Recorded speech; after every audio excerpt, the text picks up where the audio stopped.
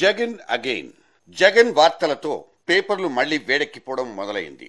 జగన్ ఒక జ్ఞాపకంగానే మిగిలిపోతాడని కలలుగన్న శాల్తీలకు ఈ వార్తల పరంపర తెగ వగరెక్కిస్తోంది. అరెస్ట్ అవుతాడా, అరెస్ట్ అవ్వడా అంటూ 3 నెలల ముందు ఐపీఎల్ మ్యాచ్ అంత సైజులో టెన్షన్ పుట్టింది. బెయిల్ వస్తుందా రాదా అంటూ ఇవాళ అదే సైజు ఉత్కంఠ కనిపిస్తోంది. జగన్ ఫ్యూచర్ మీద సిబిఐ ఎప్పటికప్పుడు నీళ్లు జల్లేస్తుంటే ఇంకో వైపు నుంచి విముక్తి కోసం మార్గాలు పడిపోతున్నాయి. మధ్యలో బేవర్స్ గా మారిందల్లా ఈ కోర్టులు కేసులేనా?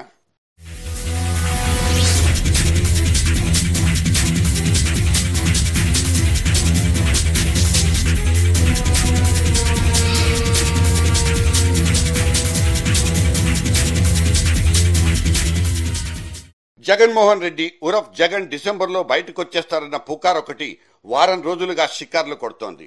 జగన్ ఈ మధ్య తన చెంచల్గూడ జైల్లో శతదినోత్సవం చేసుకున్నారంటూ సాక్షాత్తు ఆయన సొంత పత్రిక సాక్షే బ్యానర్ కట్టి మరీ రాసేసుకుంది. 6096 అండర్ ట్రయల్ ఖైదీగా స్పెషల్ సెల్లో తన రాజకీయ భవిష్యత్తుకు ప్రణాళికలు రచించుకుంటున్న జగన్ బయటకొచ్చే అవకాశాలున్నాయా? ఛార్జ్ షీట్ల మీద ఛార్జ్ షీట్లతో అక్యూజ్ నెంబర్ 1 గా రకరకాల కేసుల్లో ఇరుక్కున్న ఆయనకు అంత తొందరగా బెయిల్ వస్తుందా? ఒక కేసులో వచ్చినా మరో కేసులో రాకపోవచ్చనే న్యాయ నిపుణుల వ్యాఖ్యానాలు కూడా ఇక్కడే వినిపిస్తాయి. ఇప్పటికే ఆయన బెయిల్ పిటిషన్ మీద సుప్రీంకోర్టులో కేసు విచారణకొచ్చింది. కాంగ్రెస్ పార్టీతో రహస్య ఒప్పందం జరిగిపోతుందనే ఇంకో గాలి వార్త కూడా ప్రచారంలోకి వచ్చింది. మొన్నటికి మొన్న జగన్ తల్లి విజయమ్మ ఒక వార్తా సంస్థతో మాట్లాడుతూ భవిష్యత్తులో ఏం జరుగుతుందో చెప్పలేమంటూ నర్మ గర్భంగానో అనాలోచితంగానో నిరాశావాదంతోనో తన మనసులో మాట బయట పెట్టేసుకున్నారు. విజయమ్మ వారి మాటలు రాజకీయ దుమారాన్నే లేపి పారేశాయి.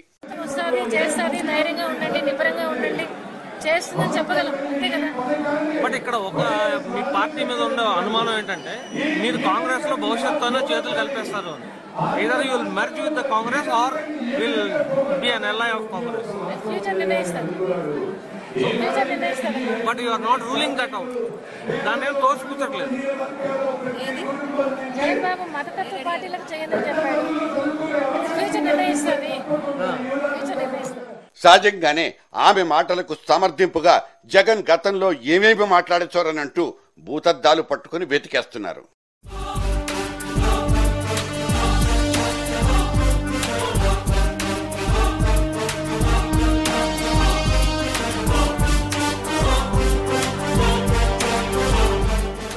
ఇదే జగనుడు జాతీయ పొత్తుల మీద జాతీయ మీడియా చెవులో ఊదిన స్టేట్మెంట్స్ అన్ని ఒక్కసారిగా మన చెవుల రింగుమని మారుమోగిపోతున్నాయి. మతవాద పార్టీలకు మద్దతివ్వబోనంటూ లౌకికవాదం మీద టన్నుల కొద్దీ ప్రేమ కురిపించినప్పుడు జగన్లో కాంగ్రెస్ కు ఒక మంచి స్నేహితుడు కనిపించాడు. We are not adverse to sharing power with anybody. Let it be Congress party, let it be Sharad Pawar, let it be Mamata Banerjee. Other than BJP, anybody is okay with it. కాకపోతే ఓదార్పు banner మీద Jagan దండయాత్రలు top gear లో నడుస్తున్నప్పుడు అన్న మాటలవి. ఇప్పటి తాజా చిత్రం పూర్తిగా తిరగబడిపోయింది. ఎవరి జుట్టు ఎవరి చేతుల్లో ఉందో తెలుసుకోవడం చాలా తేలికైపోయింది. లేకపోతే మన్మోహన్ సింగ్ తో అరగంట సేపు మాట్లాడేంత నైపుణ్యం విజయమ్మకెక్కడుంది? జైల్లో మగ్గిపోతున్న కొడుక్కు తల్లిగానే ఆమె ప్రధాని దగ్గర సిట్టింగ్ చేసింది తప్ప ఇంకోటో కాదంటూ ఆ సాయంత్రమే సౌండ్లు వచ్చేశాయి. ఇటు స్టేట్ పాలిటిక్స్ లో కూడా కొట్టొచ్చినట్లు కనిపిస్తున్న కొన్ని మార్పులు మిక్స్ మసాలా వార్తల్ని కొట్టి పారేయలేకపోతున్నాయి.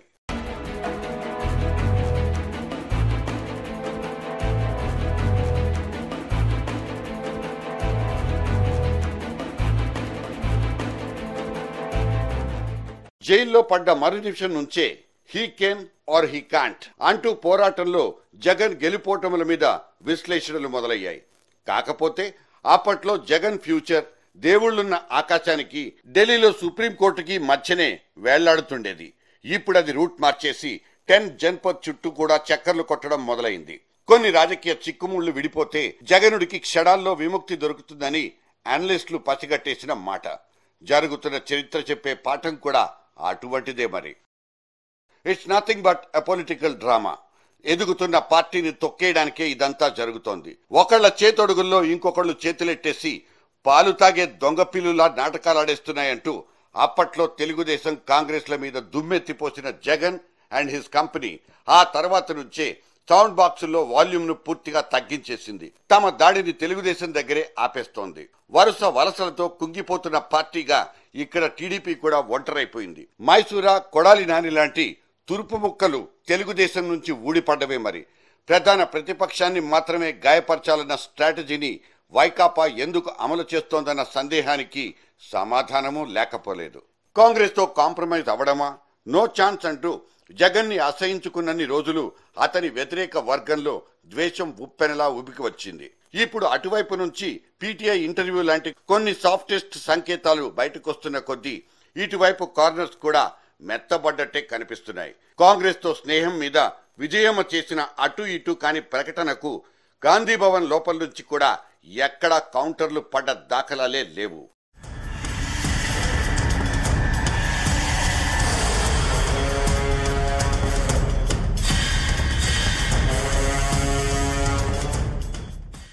చూస్తుండగానే చెంచల్గూడ జైల్లో జగన్ ఫస్ట్ సెంచరీ కొట్టేశాడు.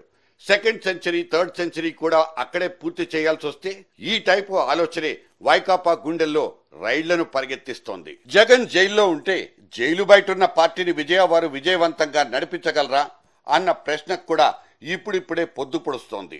దీక్షలు, ధర్నాల వరకు సినిమాను సక్సెస్ఫుల్ గా నడిపిస్తున్న 2014 దాకా పార్టీ జెండా రెపరెపలాడ్డం ఆగిపోకుండా సాగాలంటే ఈ ఒంటరి పోరాటం సరిపోదని, జగన్ లేని జగన్ పార్టీని ఊహించడానికే కష్టంగా ఉందని అభిమానులు గుబులు పెట్టేసుకున్నట్లు వార్తలొస్తున్నాయి.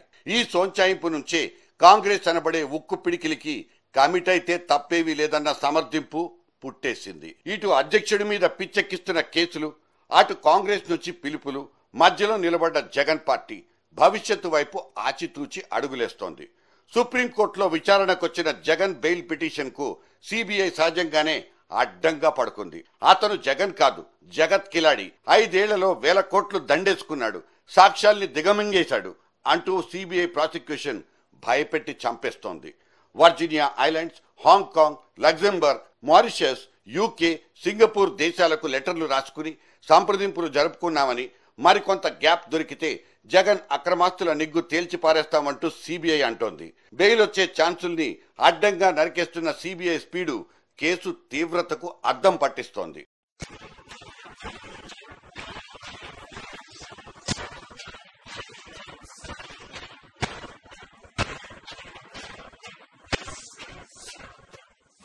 ఎంఆర్ కేసులో బెయిల్ కోసం పరితపిస్తున్న విజయ రాఘవ అనబడే ఒకానొక అక్యూజ్డ్ కోసం డిఫెన్స్ లాయర్ ఏకంగా ఏడుపులు అంకించేసుకున్నట్లు వార్తలొచ్చాయి. ఇవాల్టి సిబిఐ చేతుల్లో ఉన్న కేసులు ఎంత కీలకమైనవి, బెయిల్ రావడం ఎంతెంత దుర్భేద్యం అన్న ప్రశ్నలకు ఇదొక్కటే సమాధానం.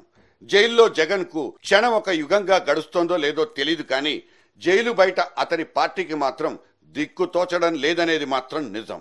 కలిసిపోతే ఎంత బాగుంటుందోనన్న పాటేసుకోవడానికి సిద్ధమంటున్నాయి ఇరు పార్టీల శ్రేణులు. So ball is in Delhi court. Jagan కు వ్యతిరేకంగా తిరుగులేని సాక్ష్యాలున్నాయంటున్న సిబిఐ రేపటి రోజున నోర్మూసు కూర్చోవలసిన పరిస్థితి ఎదురైనా ఆశ్చర్యం లేకపోవచ్చు.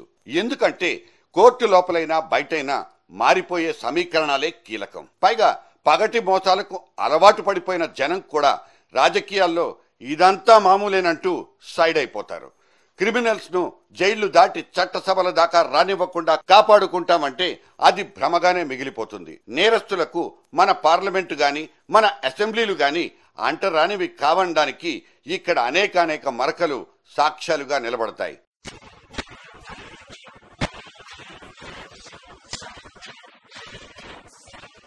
ఒక వర్షన్ ఇలా ఉంటే ఇంకో రకమైన వెర్రి అభిమానం కూడా మన మధ్య నుంచే కనిపిస్తుంది. రాజకీయంగా బ్యాలెన్స్ తప్పిపోయి పెట్టుబడులు రాక, ఉద్యోగాలు దొరక్క, ఇళ్లల్లో, పొలాల్లో, పరిశ్రమల్లో కరెంటు లేక మచిబారిపోయిన మన రాష్ట్రాన్ని జగన్ లాంటి చురుకైన నాయకుడే కాపాడతాడంటూ కొన్ని గొంతులు అంచుల దాకా చించుకుంటాయి. సో అవినీతి పరులు జైళ్లలోనే ఉండి తీరాలని, వాళ్ళ అక్రమాస్తులన్నీ సెక్రటేరియట్ ఖాతాలో జమైపోవాలని ఎవరైనా ఆశిస్తే చివరికది ఆశగానే మిగిలిపోతుంది. కేసులు తాత్కాలికం, తీర్పులే శాశ్వతం.